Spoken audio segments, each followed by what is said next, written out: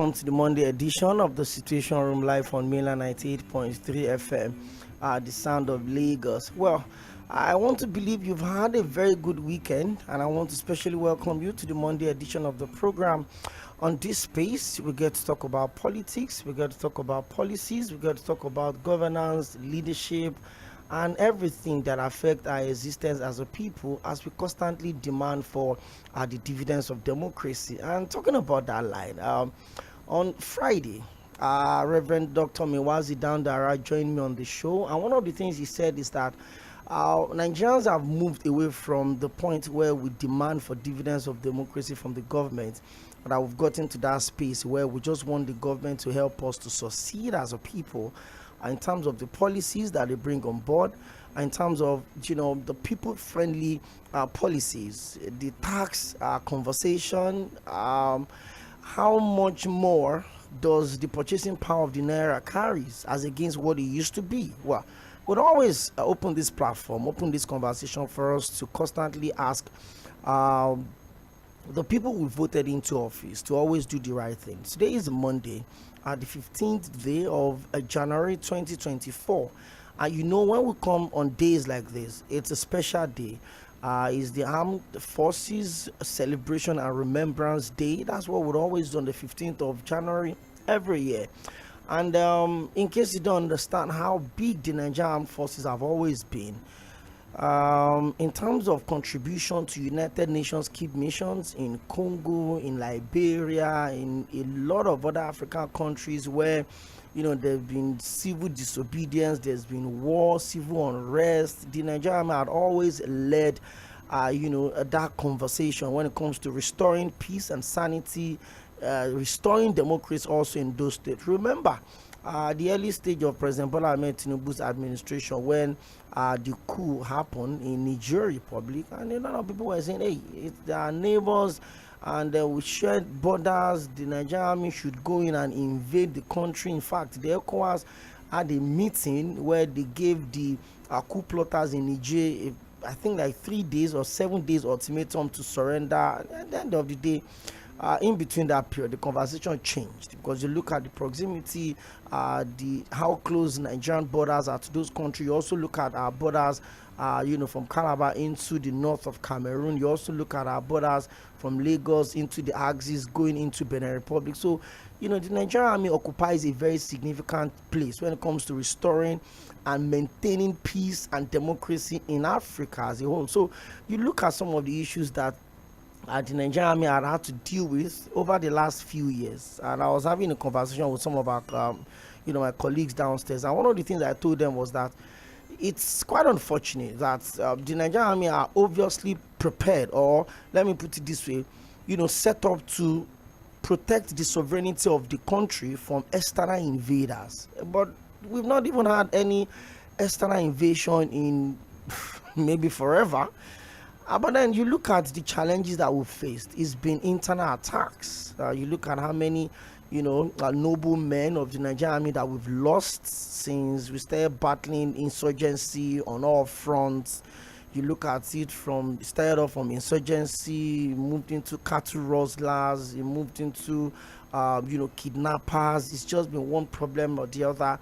On the show today, Prince Valentine Adesina will be joining me via phone, and we're going to be looking at how much celebration do we really have to do today at the back of some of the issues that we've had.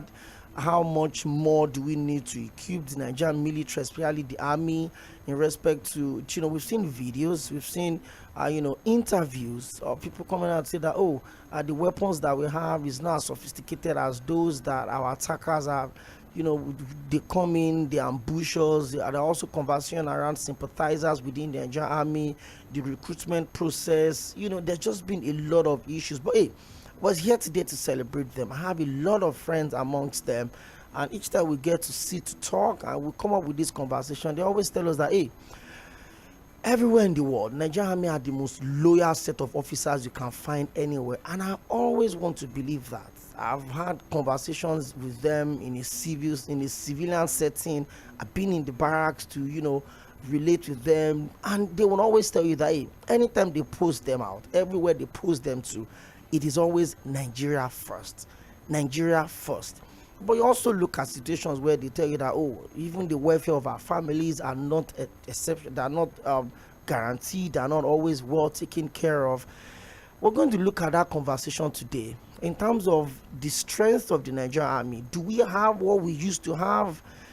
And how did we get to that point where, you know, there are conversations around ambush, there are conversations around sympathizers to the Boko Haram conversation also within the Nigerian army. We'll also look into all of this as well. And on the flip side, I will look at some of the states that got the Supreme Court judgment on Friday, you know, where states like Kano, like Plateau, like Bauchi, like Lagos, you know, Niger states, a lot of these states. What next for their governors, especially Plateau State, that, you know, there's been a lot of issues around security and the security challenges in the states.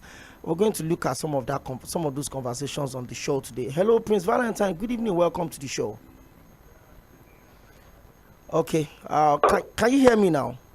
I hear you very clear. Okay. Lagos can hear you as well. You're live on Mila 98.3 FM. This is the Situation Room. And a beautiful happy new year to you, Prince Valentine. Thank you for joining us despite the very, very short notice. Thank you. Thank you for having me. Okay, so let's get straight up into it. Today is the Armed Forces Remembrance and Celebration and Remembrance Day. 15th of January would always come together. You see the president, you see the state governors, you know, the ceremonial laying at the state capitals all through today. Mr. President also doing it in Abuja. There's been a lot of, you know, cold celebration. Earlier today, I spoke with a very big friend of mine, and he told me yesterday that, late yesterday evening, that they were having a conversation at one of the officers' messes somewhere where he's in Kaduna State. And he said one of the things that one of their senior officers told them was that they are set in the military are lucky, and they are unlucky as well, because they have a situation whereby the condition demands that they equip them well. There's a lot of money is being pumped into them, but some of the equipment that they are getting are not even working in the sense that you have stations where there's supposed to be an operation, a coded operation, and by the time they're leaving their base, there's already an ambush. Prince Valentine, you've been around the coverage of the judiciary, of the operations of the media over maybe 30 years now, if I'm not mistaken. And from history, the Nigerian military used to be one of the strongest in the world, not just in Africa. You look at our contributions to the ECOMOG missions, the United Nations missions from Liberia to Congo, all of these countries. Anytime you hear that the Nigerian troops are leading a battalion, you know that you'd have to just sit up or vacate whatever it is you're occupying. I remember there was a situation where the president of Sao Tome and Principe paid an official visit to the then president WG £SzóᴜnsAᴘᴘ. And while he was in Nigeria, there was a palace coup and his government was overthrown. And we heard that president ordered just 1,000 foot soldiers to go ahead, that is coming. And the moment those guys heard that, oh, the Nigerian soldiers are coming in, they vacated the palace, and that was the end of that coup. We had this beautiful moment. Prince Valentine, how did we get to this point where we now talk about sabotage? We now talk about sympathizers to bandits, to Boko Haram extremists in the ranks of the Nigerian army. Talk to us how we got to this place, or perhaps you want to take us back to where the story used to be more interesting than this. Okay, thanks so much, OPEYEMI. I want you to also know that today is 15th January. It is a day where Nigerians are remembering the coup, the first coup in Nigeria that was named an Igbo coup because of Uzogu's involvement and other Ifejuna. So today is the day. And that, if you recall very well, the military is always in the barrack before this very coup, owing to the fact that they want to be professionals. And then that was what gave room for the civilians at that time to ruin a lot of things that brought this anger of the coup. So if you drop it at that point, when the war continued, they were also very, very professional. They know that the essence of coming out is to protect the internal security or external fight against external aggression. But as we speak today, the whole operation of the military, irrespective of which class of military, is already politicized. You find out that you see people becoming general without a war. That is the situation we find ourselves today. And now that the military has even come out to understand that money is one thing that engage or that bring people together within the civil society, they've also started being involved. You also know that the military those days bring in what we call correction of corruption. When you hear a military man being invited into an issue, you know you just have to be upright. But today, 90% of the military people we have today cannot even account for their wealth. And so politics have taken over. The politicians have been able to infiltrate our military and make them the way you see them today. So if you talk about the insurgents or something happening in any part of this country, no military man wants to die. Even when you post them, you are only wasting your time because they will not come over after those young men or whoever the terrorists are, because each person is counting his life. Today also, the military have learned that there is also trade by barter or sell and get money. So by the time you give them ammunition to use for one thing or the other, sorry sir, the other sell, get the money, go back home. I tell you that some people will lay them, they were ambushed, whatever name they give it, you find that those materials are gone. And because there is a return, no military person has been charged or tried for this in the past 10 years. So you can find out that is why we see what we are seeing today. Let me give you more that will annoy you. Today we have military zones within civil society. A general who retires, a major who retires, is able to go off society, to the villages, to the wherever, and stay there. He comes within the civil society, stop the civil society from encroaching towards this area, and write military zone. Come to Jos. Virtually everywhere you have GRA, you must see, no, don't go close, military zone. So the military is also already beginning to, relieve themselves of barracks. We see today also that the lobby, not merit, the lobby, not capacity, the lobby, not experience, that is also promoting people. Then come to the factor of Nigeria, which is religion and tribalism. It has also crept into the military. So now as we speak, there is no complete focus of the military. Don't forget that the military is a creation from the police, the Rural Niger Guard, among other things. It's a creation from there. So each day that they pass through, they are also looking at their senior brothers to know exactly where their own tailoring is. You recall those days when a military man retires, he virtually may not have a home to go back to. But today, they fight to get a home, get a family, get a lot of things, while they are still in the military. So, OPEYEMI, to me, I feel the purpose which the military were trained for has also been forgotten. That is why you find out that the insurgents, if you check them, most of them have been arrested with military uniform, with military guys, with policemen, and the rest. Because each person is now looking for a livelihood outside the military. But also give them the kudos. They've been able to be there, even when the federal government is not really actually taking care of them. That's the next line I'm going to. Okay. Prince Valentine, there's been a lot of reports. In fact, one of the areas that I really focused on during the NSAS and aftermath of the NSAS is the welfare of the police officers. I, worked with a team, that paid several visits to the police college. We look at the accommodation in those places, how deplorable some of those living conditions are. The police staff schools, you look at how so badly, arranged the whole setup is. And within the very short period, especially while I was in Jos, you also know that I had a lot of operations with Operation Safe Haven. I was on their tour to a couple of Gombe, Kaduna, and all of that. Issues of welfare had always been brought to the front burner. So when somebody put his life on the line to protect the sovereignty of the country, but he's not even sure if his families are going to be taken care of. If when he's alive, his families are not even well taken care of. So what happens when he's dead? Or perhaps he even dies at the war front?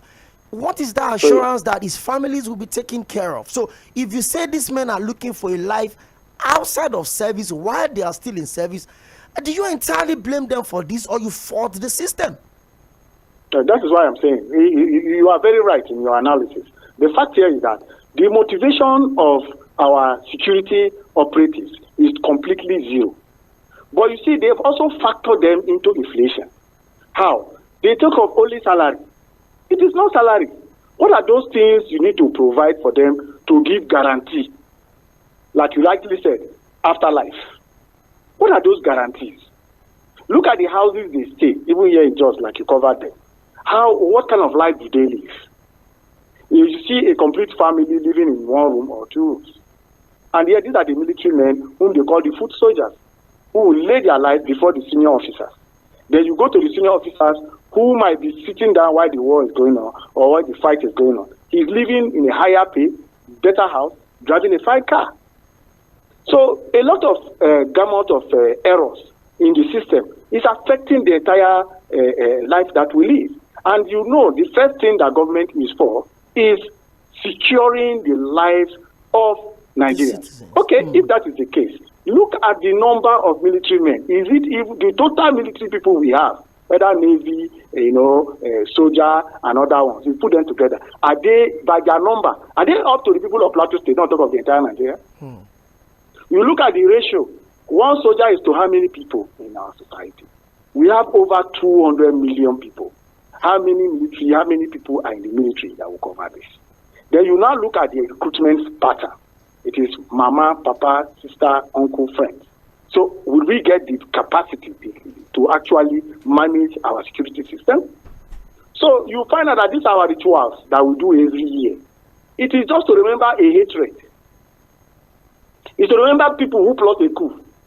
It is not meant to review where the military is going and where it's coming from.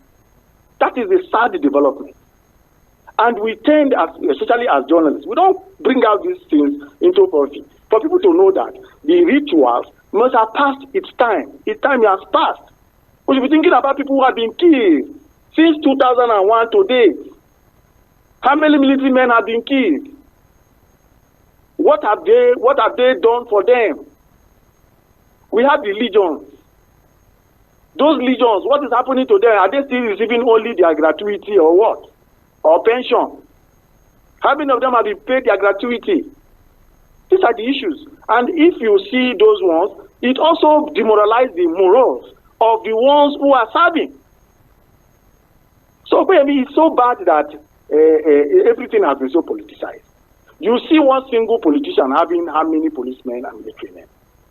Yet, the place is going to is not even secured. And this is not sad development. So these rituals of remembering the coup, the 15th January 1966 coup, I think it should be done with at this point. Because it is not aimed to remember the soldiers. It's only aimed at remembering a section of this country. Yes. Okay. Okay, now, in the last 30 years, you look at the missions of, ECOWAS, beginning from Liberia, when the Charles Taylor led the militia against the Liberian government, from Liberia in 1990, Sierra Leone in 1997, Guinea-Bissau in 1999, Côte d'Ivoire in 2003, Liberia in 2003, Mali in 2013, the Gambia in 2017. All of these missions have had the huge impact and influence of the Nigerian army in it, notably Sierra Leone, Mali, and Liberia. But you look at where we are as a people. We used to fund to defend other territories, to keep other countries safe, and to protect the democracy of other African countries. And we can't talk about the fall of the ECOWAS, because if you look at how many member states within the ECOWAS, and many of those member states are actually under the current military rule at the moment, we can't talk about that. But if you look at all of these missions that I've listed, Nigeria have always led from the front. from armies in Senegal, all of them coming together. But within the ECOWAS region, we've always played the big brother role. So if we could have secured other people within the last 30 years or thereabouts, and look at where we've been from 2001 or 2009, where the old Boko Haram insurgency got really bad, and look at where we are right now as a people. We have soldiers coming on social media to openly, walk away from the service, tell them that, oh, they are done, we're not being taken care of. In fact, we've seen army officers calling out state governors for arresting their fellow colleague. We've seen that level of impunity in court. Where did we miss it? We had a military system of government that ended in 1999, and from 1999 till now, we've had a democracy that has been sustained. But within that period, we've had former military generals become civilian president. The first was Olusegun Obasanjo from 1999 to 2007, handed over to late Umaru Musa Yar'Adua. He did his own. He died in office. Goodluck Jonathan did 2 years, completed another 4 years. Then another military retired general, the immediate past president, did for another 8 years. One would have thought that the Nigerian military should be stronger than they are right now, because they've had 16 years of their former colleague ruling our democracy. Where did we get the missing link? Where did this problem, the disconnect, come from, to the point that we don't have Nigerian army officers that are not even respected by civilians anymore? Opeyemi, you see, if you trace this thing back to the era of Yakubu Gowon and see why he was removed from office, you will find out that the politics which we are seeing today within their military force started from them. The reasons that they've offered do not tally with the reasons that later came out. Even though Yakubu Gowon is still shy of opening up to Nigerians. If you go further again and look at the coup of Murtala Mohammed, the reasons that were given to Nigerians and the reasons that are now coming forward do not tally with the action. If you also go further and listen to how these military generals, from Ibrahim Babangida to late Abacha, you will find out that they also created another system within the system of the military, where people who are seniors became subjected to their juniors. And so patriotism within the military started dying. And all these things are the Martian thing we talk about. Because the system was unable to correct these things, it has moved on. Now look at how the military wanted to hand over. They look for their own. Like you said, Obasanjo. So a lot of this drama that we see, we are still in new military system, where if the military cabals, being the Buhari, how do you call this, native clothes, I don't want to say Agbada now. Those ones are the same ones that are controlling us. Come to just the military. The whole problem within the PDP and is military leaders. So a lot of things that have happened in this country, until we appease these people, we can't get it right. For also, if you look at it very well, the military of Nigeria is still subject to foreign dictates. Up to today, the military, we have a military engineering. We have so many things within the military. How many of them have even done the roads within their own barracks? So we are subject to what agreement they put us into. We are not supposed to manufacture, we are not supposed to produce things that will elevate this country. So you find out that the military people that are trained to already do that, build bridges, are not doing anything. So it goes beyond even security, sir. It also involves civilization and advancement.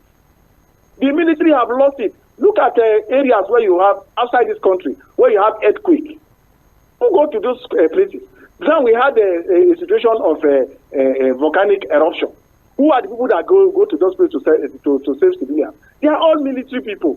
But in Nigeria here, they only come to quell political gathering. So that is why it is politicized. It's sad. It's very, very sad. Okay. Now let's go back to the ECOWAS a little bit. I was having a conversation with a very, senior officer within the Nigerian Army late last year, And one of the things he told me, I think the conversation started off with the coup in Niger Republic. And one of the things he told me was that the issues that are causing these countries within the Sahel region, I'm talking about Burkina Faso, I'm talking about Mali, I'm talking about Sudan, I'm talking about Chad, I'm talking about Niger Republic. All of these 5 countries are under, the military. He, kind of attributed it to the weakness of the Nigerian army for a long time now. That if you look at some of the resistance that these military invaders have always looked up to, has been that, if they attack this country, Nigerian army will come and chase them away. So Nigerian army used to be like the checks and balance to all of these invaders, these coup plotters within, especially around countries around within the ECOWAS region. Do you also subscribe to that school of thought that feels, the whole ECOWAS issue, 1, 2, 3, 4, 5 countries are falling under the coup, and it seems that the people cannot do anything? Do you also subscribe to that school of thought that is attributing it to the weakness in the Nigerian army? The fact that we've been so bad that we cannot even protect ourselves from internal attackers, not talk of external invaders. Let's look at that conversation. Do you also subscribe to that school of thought? Yeah, I subscribe to that. I subscribe to the fact that if you look at the coups that have happened in Nigeria, it also encouraged the other countries to also go into a coup. Don't also forget that majority of the coups that happen outside Nigeria, Niger and the rest, if you look at the influencers, they are Nigerians, either in their business nature or as military guys. They are always involved. Don't forget that Gambia and some other countries, it is Nigeria that even has established the judicial system for them, bringing judges and the rest for them, Gambia and the rest. So Nigeria has played or is playing a very big role. And like I told you, there are international influence in Nigeria who also have interest in those countries. So they also play the role there for them. So ECOWAS itself is losing the grip. Why is it losing the grip? Why Nigerian army also losing the grip? Because of that economy we are talking about. Today Nigeria is it not 2 digits? We are already running an inflation. How does it affect our military? Have we looked at that? 2, how does it affect the people? Why is it that when there is a coup, you will see the people rejoicing? Instead of condemning the coup, they rejoice. Because they believe that probably this person that is coming might be a messiah. Since the system has failed them. So Nigerian system is failing on a daily basis. And the military is not doing anything. The military that I told you had a way of fighting corruption. Today is already aligned with the corruption. A country where they give military men money to buy ammunition for the foot soldiers.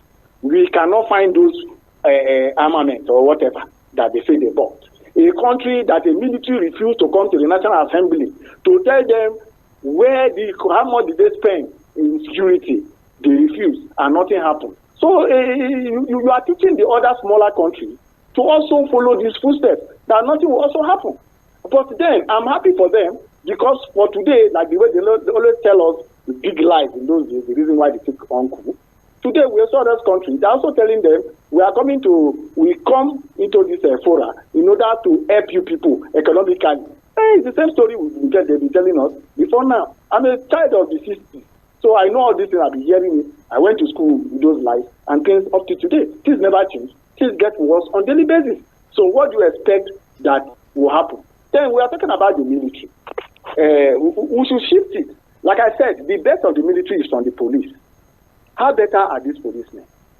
Those who are supposed to check and enforce law, how better are they? If they are not better, then their children, which is the military, cannot be better off. Don't forget that also the military took over power from the police. And in each regime, you will find out that either an administration or a president or the whatever is giving interest more to the military than to the police. So a lot of things are going very wrong. So are we saying that the military, the society that we have in Nigeria must be checkmate by the military? That's why you see a lot of military checkpoints here and there. Whether there is a crisis or no crisis, the military checkpoints are everywhere. The question you ask yourself is, who now becomes the victim? Since there is no crime, there's no crisis, there's nothing happening. It's the same civils, the common Nigerian that passes through those roads and pay tax. So our system is so rotten that we need to re-overhaul. But is it possible? It is not. Because the system and those who have established the establishment will not even allow it to work. We have a system where a general has retired, he's in the Senate, or he's in the House of Reps, he's collecting both salaries, either as pension or allowance and the rest. So a lot of things are so wrong that OPEYEMI, sometimes when I travel out of this country, I feel bad when I'm coming back. Do you know that it's only in Nigeria here? You will find out that the kind of checks they give you when you come from, you come through an international flight, and when you go abroad, the way they will carry you and ferry you to where you have your checks and everything, it's different. A lot of things are wrong. So I don't think the celebration of 15 January 1966 on ritual basis has any impact on the today Nigeria or today ECOWAS country. Okay. We'll spend the last 20 minutes or thereabout highlighting some of these challenges. I mean, there's been issues around allegations of corruption against top, army officers. I remember, I think sometimes around May or thereabout 2022, there was an open letter that was written to the former president Muhammadu Buhari by some, officers that are alleging that some of their senior ranked officers are having issues. I mean, there were talks of the IPPIS, that's the payment platform. There was talk of the Consolidated Armed Forces salary structure, so CONAFs. I remember that situation very well. And that's not the first of its kind. We've had situations where, former military men had come out to say that, hey, this is why I left the military as a young officer. These were the things that is happening to us very recently. Although the Nigerian Army had come to say that video is going to be investigated. There was a lady that came out, I think just about a few days ago, and did a video that, she's been harassed sexually by, even gave names. We've seen all of these instances. And as a young child, growing up on the street of Surulere, I never got used to seeing military men. And for the few times we did, we saw them as the pacifier. We saw them as the end of any conflict, that once the people are having argument and then an army officer steps into the situation, everybody should align and couple. That's the word we used to use growing up those days. But you look at that relationship right now, you look at how much the civilians don't necessarily respect that uniform anymore because of these instances. Now, we've highlighted some of those challenges. Where do we go from here? So that the 15th of January every year would not be a ritual, like you said. It would be a moment to truly celebrate the greatness of the Nigerian Army, the greatness of our officers that have put their lives on the line, the greatness of those individuals that have sacrificed their own love, their own family, just to make sure that this entity called Nigeria continues to exist and be protected by external invaders. How do we go back to that place? Okay, we can go back to it. We can go back to it. The question here is that who regularized the budget of the army? Where did they place it for scrutiny on utilization? These are where the main integrity of this question lies. We can only correct it when we know what they spend the money for. They are in the direct charge when it comes to budgeting. So they should allow Nigerians, the military, and other agencies that are necessary in checkmating, like in civil society, to also checkmate them. Because the essence of why they are there is also for Nigerians. It's for Nigerians. Today they are celebrating, they will spend billions. Now, because the aim is to remember people who have died before, nobody will checkmate them. That money is gone. Some people have become rich. You also know that for a fact that since these crises have been happening, the insurgency, the attacks left and right, nobody, no Nigerian can openly state that this is what was spent. You also go to the Borno where the whole heat started from. Several generals came up through the social media to state the position of things so that they can call their headquarters. What happened to them? Now, we have been talking about 1966. How do we get a roll call of military men that have died even from 1990 to date? so that we can award them, we can remember their families. But you find that national awards are given to friends and families of whoever is the head of state or the president. What of the soldier, the foot soldier that carries the gun and goes head to head with the enemy? How many have we congratulated? Unfortunately, too, these military men have not done anything spectacular. The military man said for so many things in the engineering, but he cannot create one rifle. Is it not unfortunate that some people, they arrest some people and say those people are having fake guns? Even if it's as fake as that, how many has the military been able to do for the since I was born? There are people that went to technical schools and they are fabricating guns in this country. That's what I'm saying. What of the military? In Israel, it's the military that is manufacturing. In America, it's the military that is manufacturing. In China, it's the military that is manufacturing. What is happening to our Nigerian military? Even in the countries where we got the same independence, they are doing better. So where are we going? Why are we complaining that we are importing? Up till now, we are still importing our armaments, military wares. But let me tell you the funniest one that will make you laugh. Do you know that if you line up 7 military men, not on ceremonial ground, they are not wearing the same thing? Some are even wearing slippers.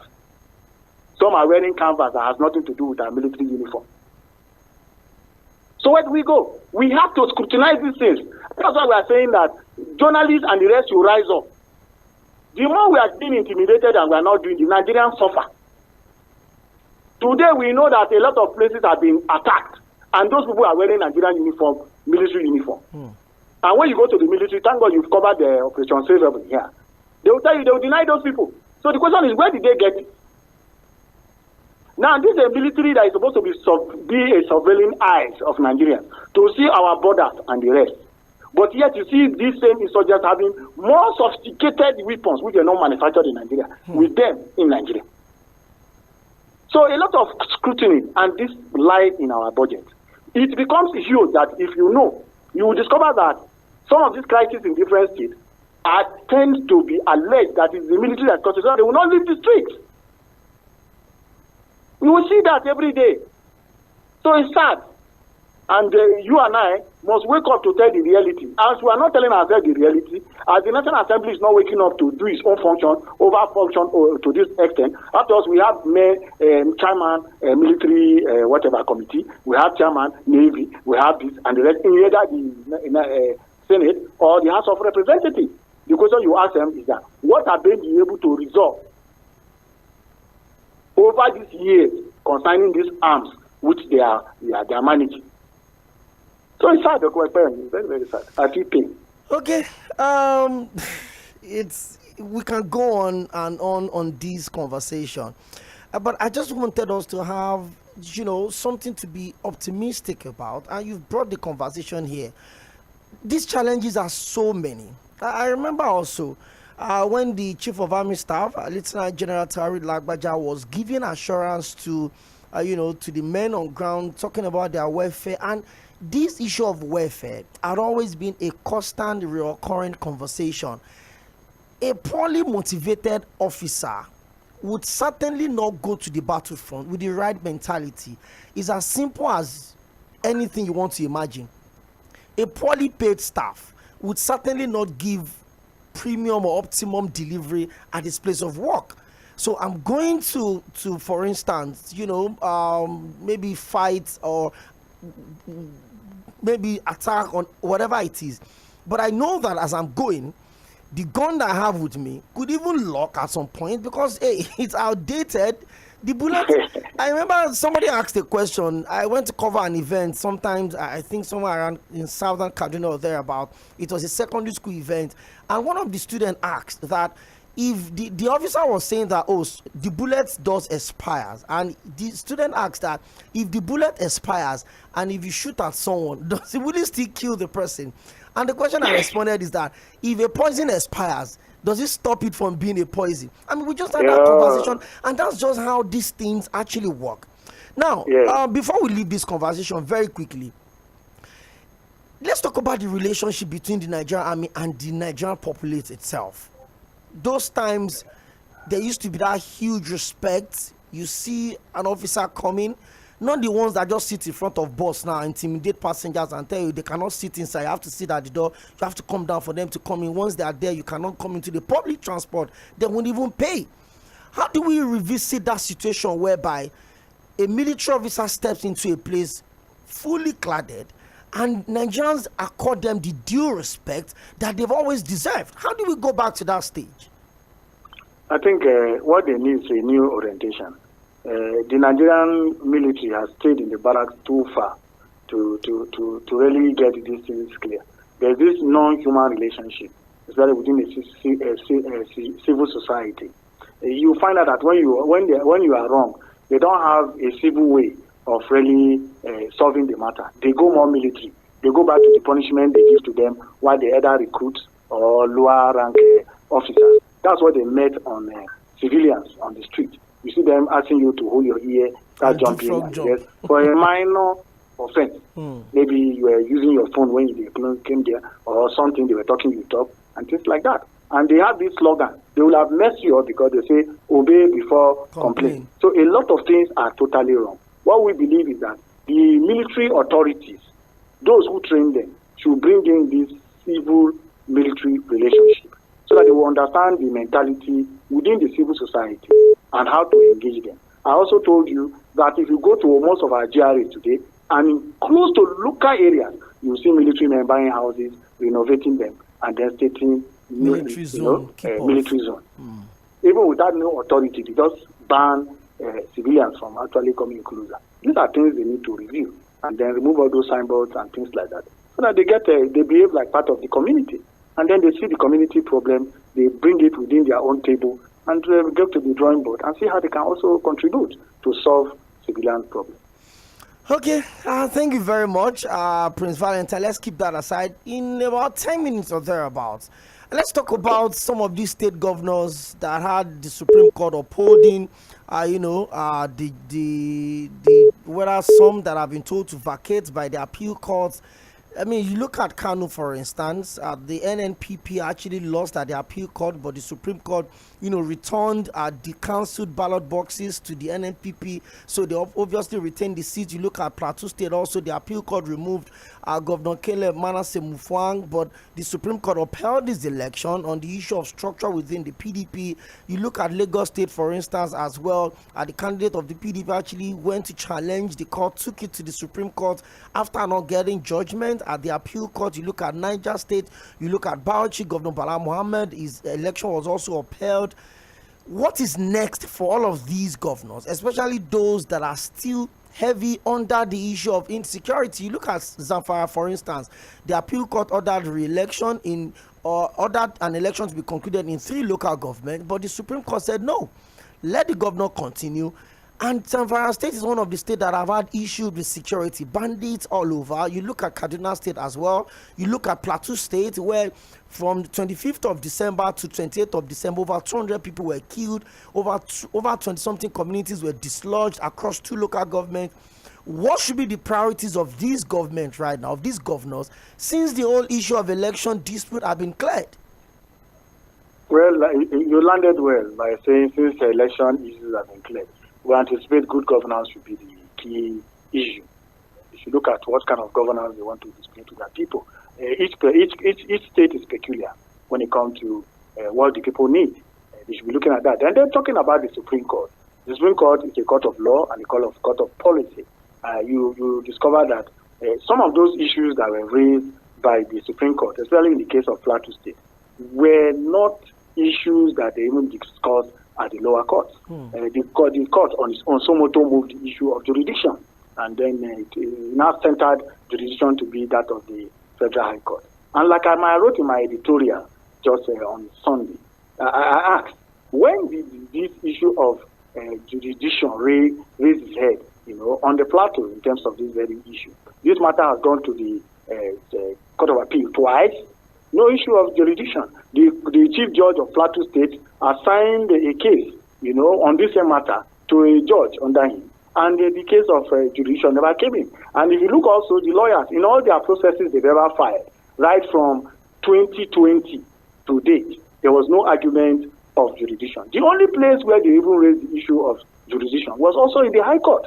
And the High Court, looking at the documents filed and the PO that came as the preliminary objection that was attached by the PDP, the court said it does not have jurisdiction. So you can understand, where did they get this jurisdiction issue from?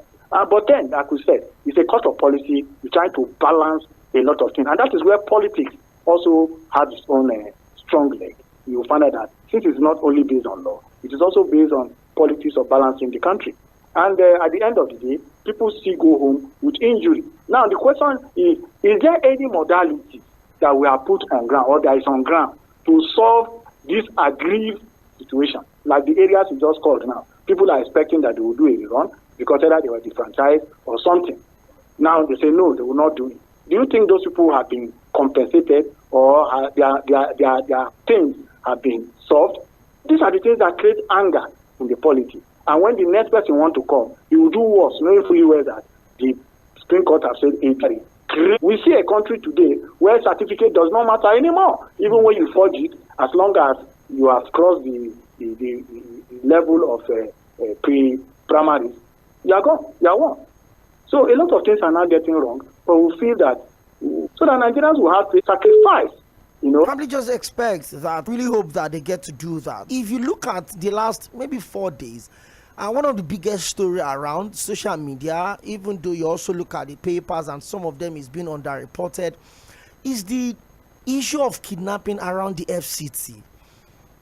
We start this conversation by establishing the fact that the principal responsibility of every government at every level is the security of lives and properties of the people, whether they voted you into office or not, whether they are members of your political party or not, whether they're a member of your tribe, whether they share the same religious sentiment with you. As long as they are within the sovereignty of your state, you have to protect them.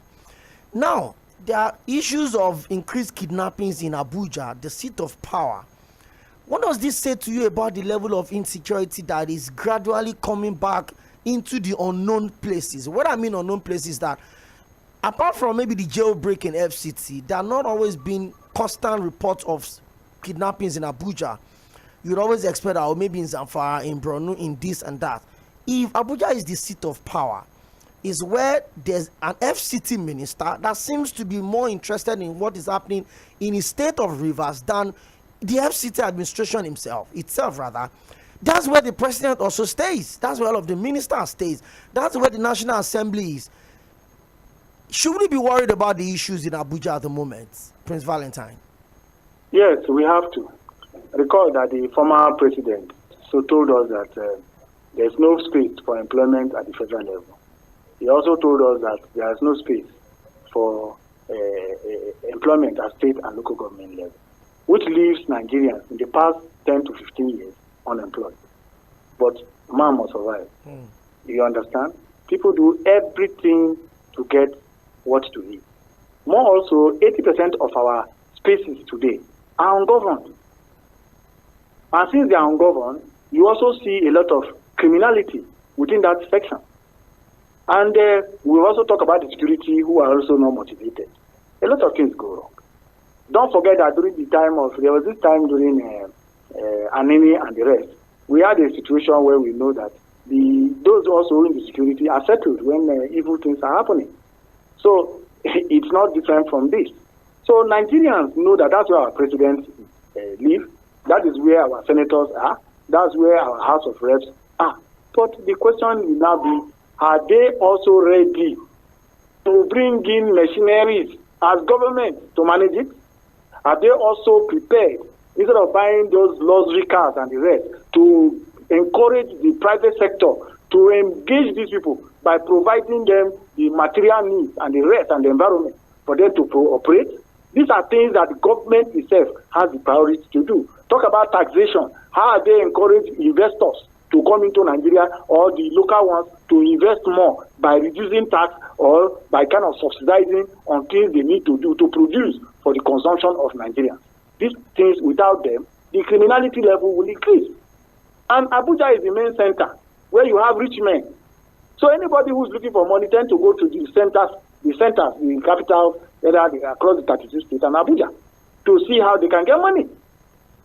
So the criminality issue can only be doused by doing what is right for people to be either contented in one way or the other. Don't forget that it is always in cities. Go to New York and the rest, it is criminality per second. So it's not only to Nigeria. Now that we are getting greater cities, I thought they should come into their brain to know that, look, since this place is getting developed, how do we check our security system? Look at our cameras on our streets. Are they actually working? So you look at all those security outfits. Are they actually working? Look at the kind of police we have on these streets who are supposed to man the street. Do they even have their official, call centers in their chest and camera? Name all those things you see in foreign military. Even the gendarmes here in Cameroon, they are even better equipped than us. So I think it bestows on the government to take responsibility. The responsibility is not just about salary. The responsibility is putting the right thing in the right place for everything to be done. Prince Valentine, thank you for joining us live in the Situation Room today. Prince Valentine is a very well-respected journalist with over 30 years of coverage, with a lot of bias and focus on the judiciary, the court proceedings, election matters, and a lot of other issues. He's also a publisher, a radio proprietor, and of course an online radio platform. He publishes reality newspapers. Of course, he runs and manages Val Reality Radio. So you can actually join in and subscribe to to reality newspapers. He does that with so much accuracy and precision. Thank you so much, Prince Valentine Adese, JP, for joining us on the show. Thank you so much, my man. Thank you very much.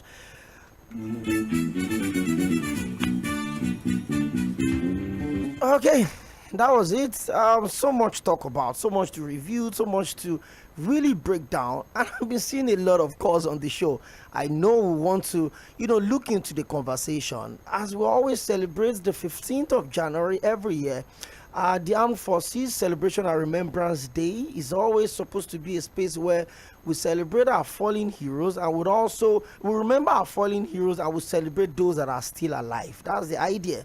But it looks like it's not a tradition. It looks like it's not a ritual. Every 15th of January, remember the first military coup. We look at the tribal sentiment around it, and then we weep unnecessary sentiment and distort the flow of the conversation. But we need to change the narrative. That's why I decided to focus on that today.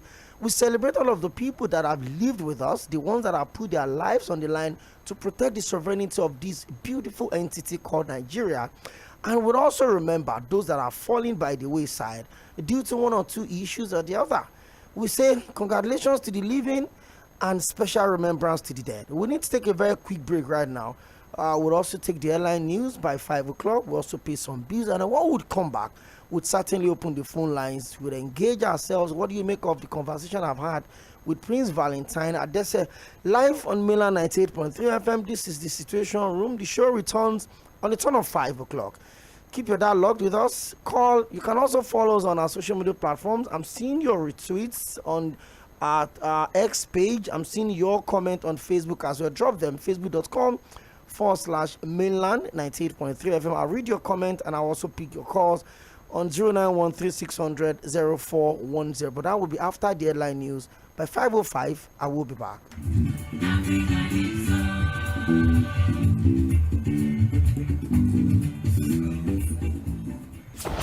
You're listening to Mainland 98.3 FM.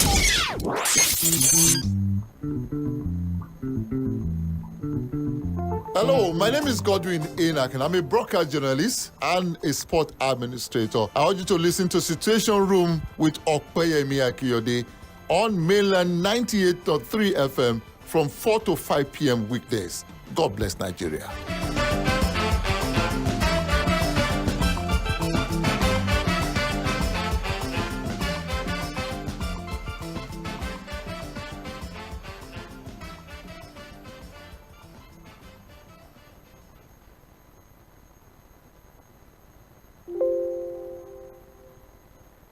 Clock the time. Rock the groove. It's music extravaganza, where the beat gets hotter. Mainland 98.3. Baby, let's go. The sound of Lagos. Headline news on 98.3 Mainland FM.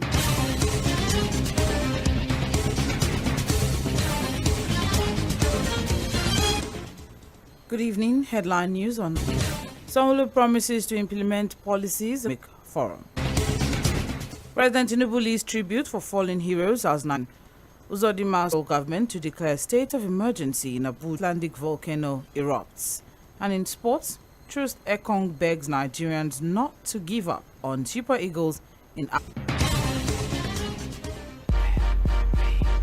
You know what this is? 98.3 Mainland FM. Admission into laboratory technology, electronics engineering, exam facilities at Eko City Polytechnics. Our lecturers and tutors combustion at the campus Eko City Polytechnic, Plot 100, Alhaji Own Education. For more information, please call Moses 091 62 540610, Wale 091 62 92 7079, Praise 091 62 69 9996, Adelanwa 081 26 58 0784, or visit our website www.ecocity.edu.ng. Eco City Polytechnic, building industry ready professionals.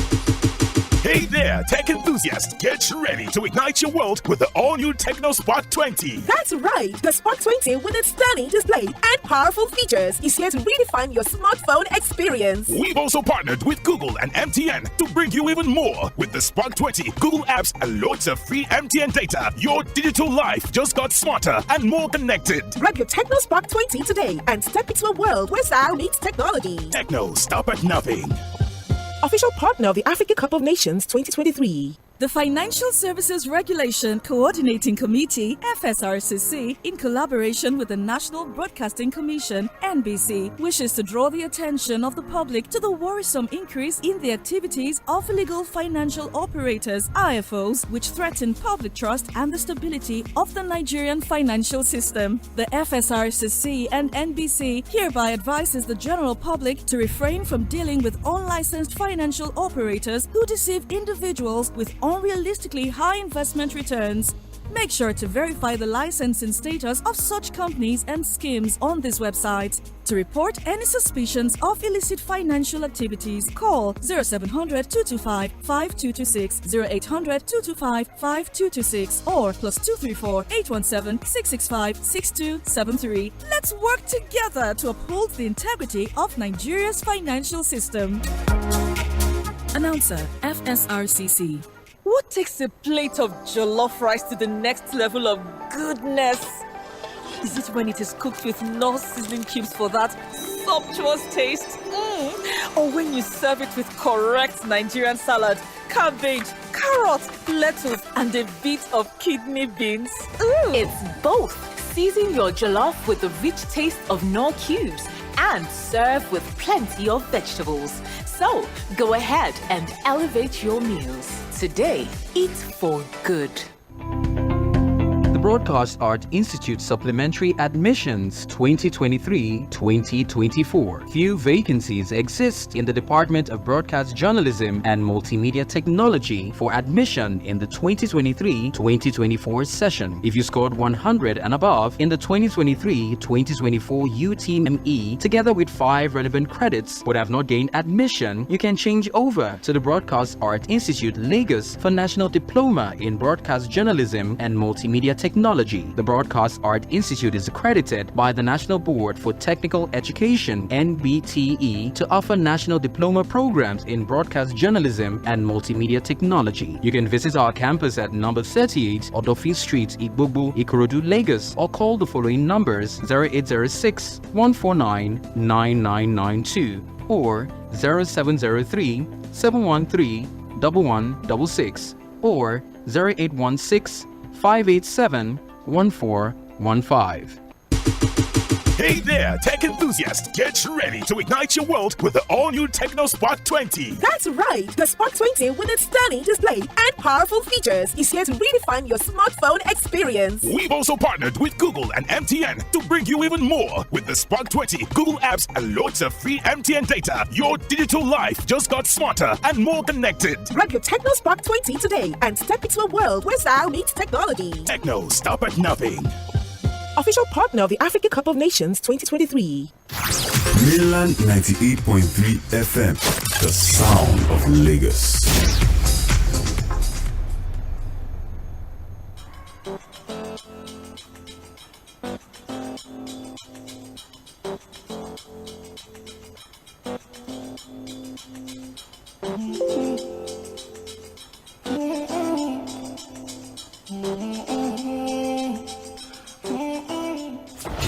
You're listening to Mainland 98.3 FM.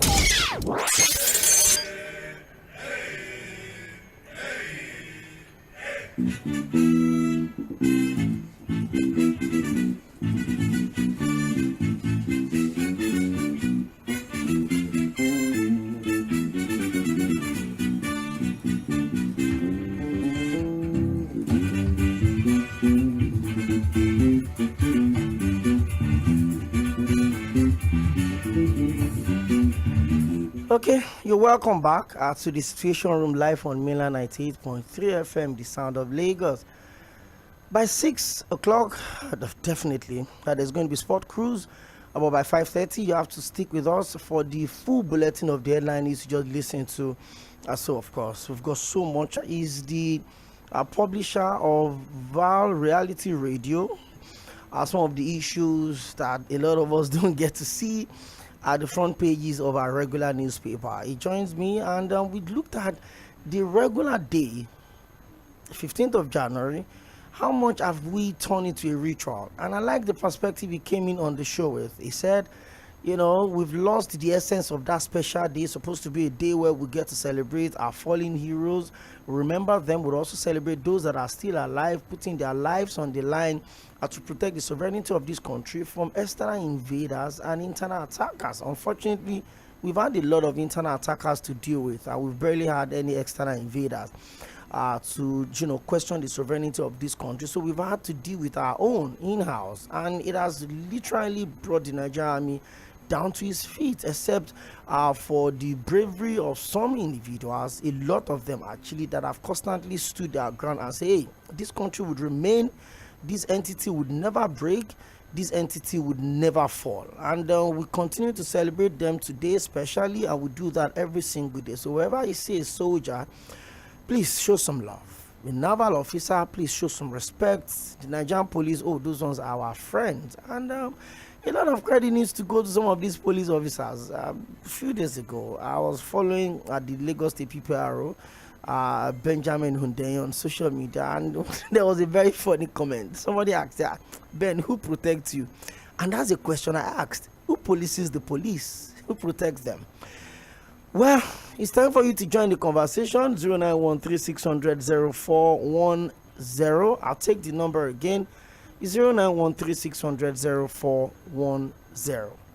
Don't forget to join us on our social media platforms, facebook.com/mainland 98.3 FM, on X, formerly Twitter, mainland 983, on Instagram and YouTube, mainland 98.3 FM. Don't forget to follow us on YouTube, subscribe for notifications so that you can get updates on all our programs, especially the ones we are streaming live. Like this one, go on Facebook, have an idea of what our studio looks like, and drop your comments. I would read them and I also pick your calls. 0913-600-0410. Hello, good evening. Good evening. Please put down the volume of your radio set, or you turn it off completely. Yeah, I've done that already. Okay, your name and where are you calling from? Yeah, my name is Michael from Surulere. Michael from Surulere, you're welcome. Yeah, your guest has spoken well. The security force to be our friend. Also, the government have to also put their welfare first in everything. Because if they are not well taken good care of, they won't be highly motivated to do what they are meant to do.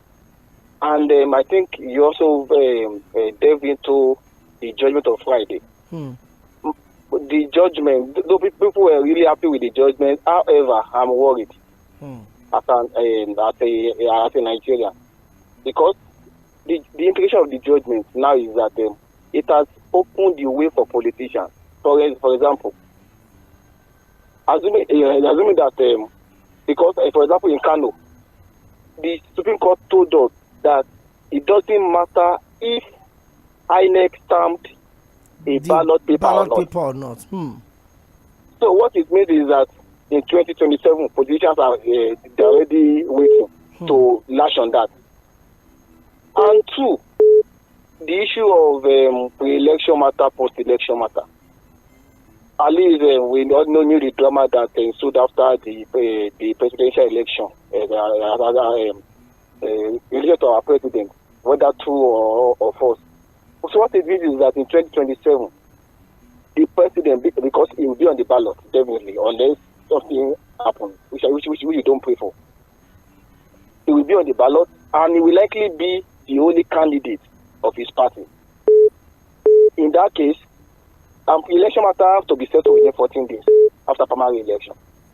So if he's now the sole candidate of his party, and nobody is challenging his candidacy, what it means is that any allegation that opposition have, whether true or false, they have no right to put that allegation forward again.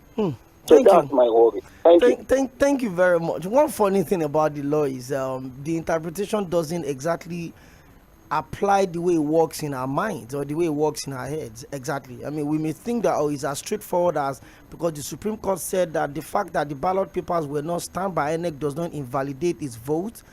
Another interpretation could come up before then, and perhaps we could have, our electoral laws, maybe reviewed again before 2027. Let's just enjoy what we have right now. Hello, good evening. Hello. I forgot you now.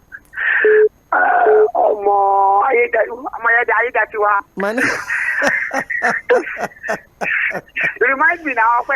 Let's keep it OPEYEMI AKINYODE simple. How are you doing today? You're welcome. I'm good.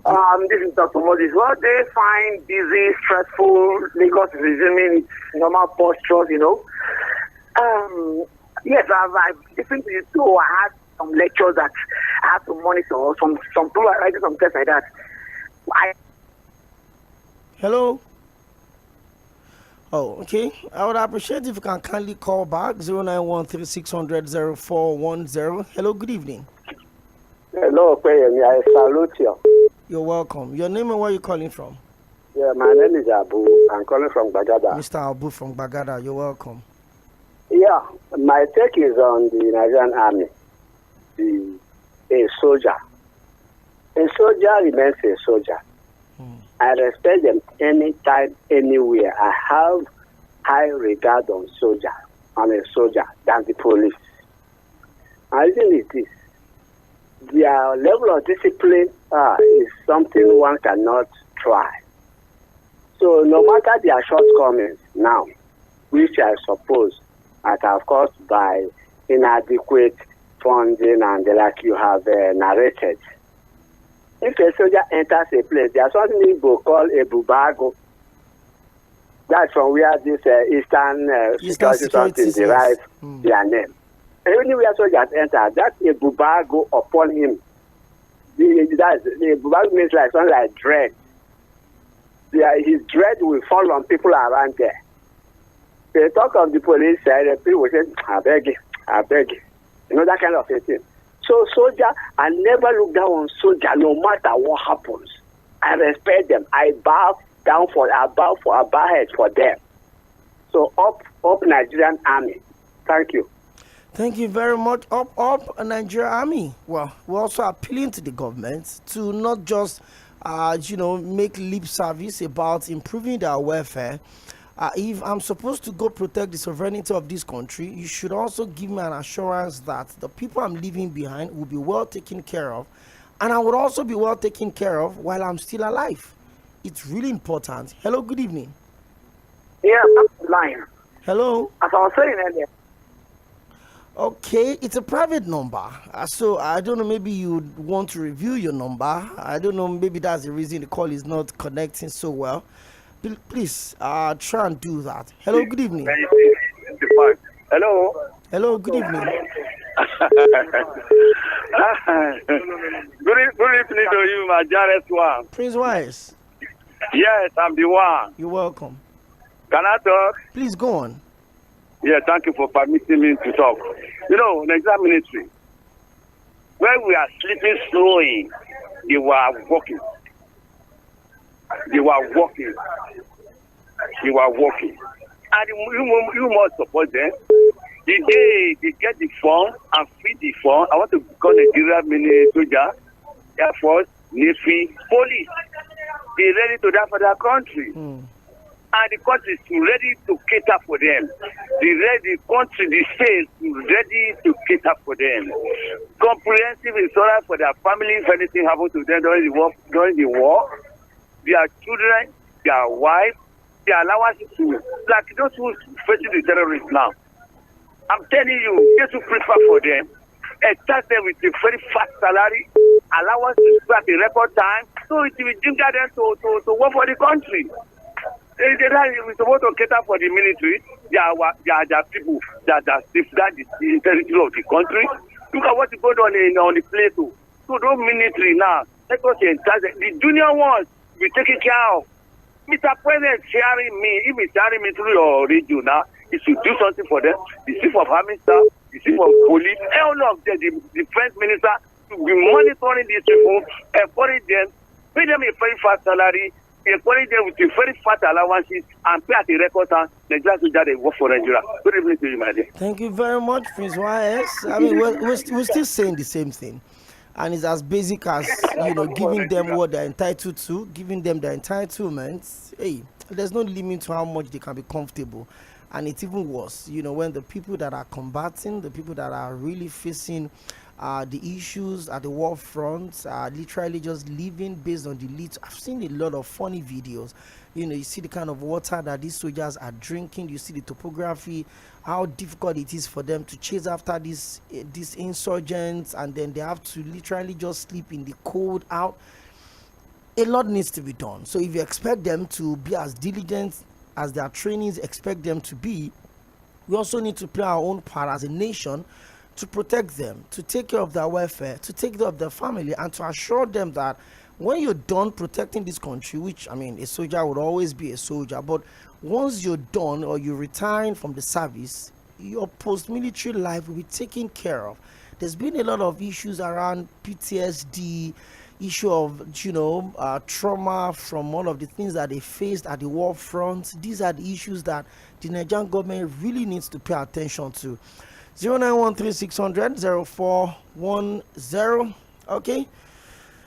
Let me quickly check on Facebook. Tᴜɪ̀ᴛᴛᴇʀ Michael says there's no doubt that the election has become a big business in Nigeria, following the statement by a legislator alleging to have spent 500 million just to defend his mandate. It is glaring that we can never have the likes of politicians that would be ready and willing to improve the living condition of the citizens in this kind of spending if it should continue. There is no democracy when the process has been monetized. This is the reason why we are yet to get it yet.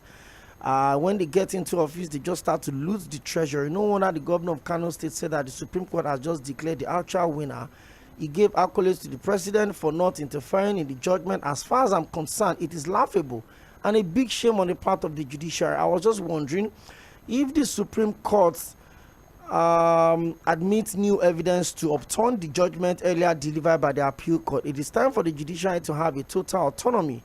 Also, there's no way we can have foreign investors when people are being kidnapped, even in the FCT, which shows that the country is not secure. God bless Nigeria. Tᴜɪ̀ᴛᴛᴇʀ, God bless you as well. Olugbenga Michael Adisa says, what stops other regions from replicating the same blueprint of Amotekun security? Back then, they said the Yorubas created Amotekun to challenge and destabilize Buhari's government. But now, Bubu is gone. What is their excuse? Back to the phone lines. Hello, good evening. Hello? Hello? Okay, I'm really struggling to hear you. I would appreciate if you can call back 091-3600-0410. And if you can, please go on our Facebook page, on our YouTube page, on Facebook, facebook.com/mainland 98.3 FM. On YouTube, it's mainland 983. On X, formerly Twitter, it's mainland 983. On Instagram, it's mainland 98.3. Follow us, drop your comments. We read as much as we can read. Hello, good evening. I hope you're lucky this time. Hello, good evening. This is Ambrose. Okay, Pastor Ambrose, you're welcome. Do you know that the private number you are seeing is not me that put it there? And I'm sure the same thing with Moses. Oh. The network just put it there. I'm telling you. They're protecting your interest. I don't want them to protect my interest. Because when I call people, they say, why did I hide my number? Go on, Pastor Ambrose, let's talk. So, you're talking about the soldiers. My father was in soldier. He died in 1981. And he was the captain. And after that time, my father went to Congo and I think Lebanon during his lifetime. And that was when soldiers had respect. If you see a soldier, you respect him. But now, the military has been politicized. So, talking about welfare, I am telling you this on authority. When the president was there, these people invaded Jaji. You know, Jaji has maybe up to 4 to 6 different military battalions and all of that.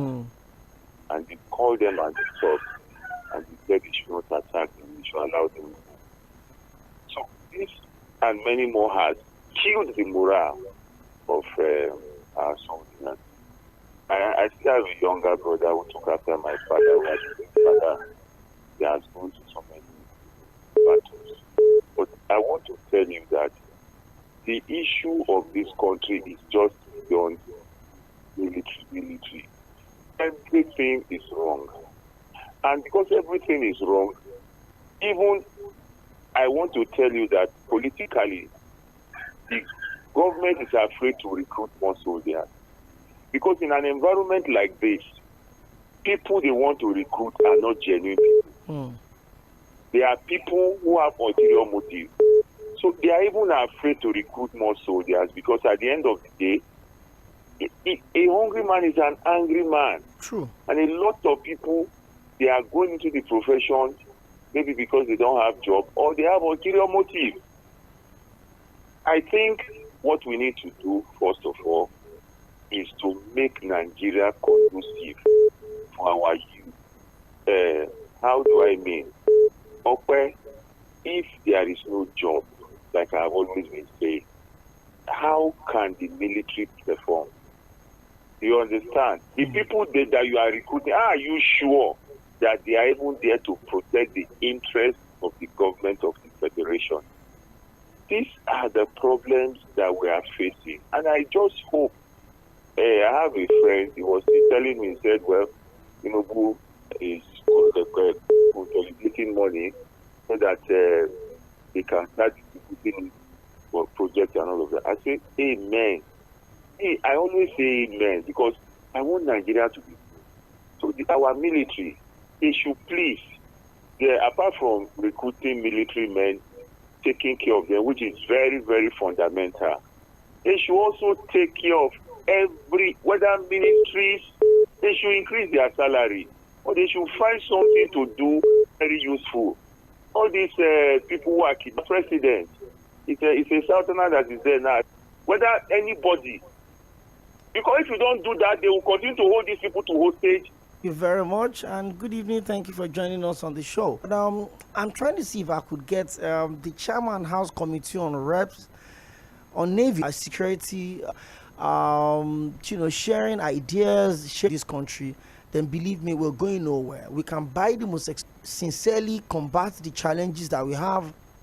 I've always felt, dealing with external invaders was going to be a bigger problem. But we have an internal issues that had gone for more than 10 years and it gets worse every day. So we need to deal with this. I mean, this is the third president that is struggling to combat the issue of insecurity. Started off so badly under the administration of former President Goodluck Jonathan. We thought, retired military general would put an end to all of this chaos. But Buhari did 8 years, and we're back to Tinubu. We hope to make progress. We hope to secure the lives and properties of every single Nigerian. Thank you for everyone that joined in. Thank you very much, Prince Valentine, for joining us on the show. Thank you for your constructive contribution. We appreciate. My name is OPEYEMI AKINYODE. Don't forget to keep your dial locked on Mainland 98.3 FM. Follow our social media platforms, our other programs, and let's get it on. By 5:30, the full bulletin would come through, and by 6 o'clock, it's going to be the Monday edition of Sport Cruise. Well, the Queens here, the Super Eagles of Nigeria. Well, the earlier game played today, our Senegal defending champion began the defense of their title with a 3-0 emphatic victory. You get to hear all of that by 6 o'clock. Stay out of trouble. And once again, we celebrate our fallen heroes, and then we also celebrate those ones that are still putting their lives on the line to protect the sovereignty of this great country called Nigeria. Happy Armed Forces Celebration and Remembrance Day. Thank you.